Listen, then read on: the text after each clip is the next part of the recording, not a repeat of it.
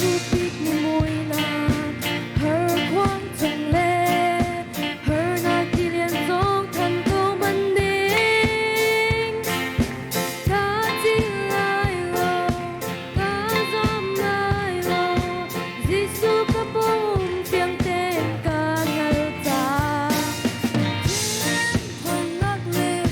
lao na viết tên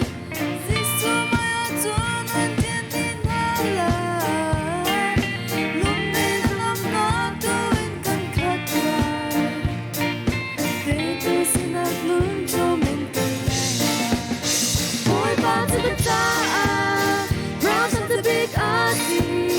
dây thứ bộ cá tung ngã tung phần sẽ cái thịt thì lại lâu Avec mia donna mi cứ non cho khu ta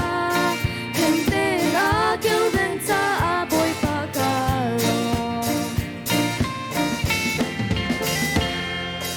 Kanina lên thôi mà rồi phản nạc lệ thì na rồi gan tôn con hà lại sẽ lúc ta lâu cắn tôm chim lại vô lên ít cho bi mi hơi na gần si em vô lên đi hơi na gần bên lại man sẽ đi xuống đi cả tay chẳng đi gần tay na gần vui Giêsu phải ăn Suốt cho nắng yêu thế trong anh lâu đi lại mỗi ba thứ bất ta ra trong thứ biết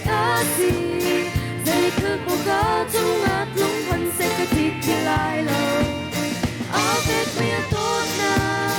mi che non tu cosa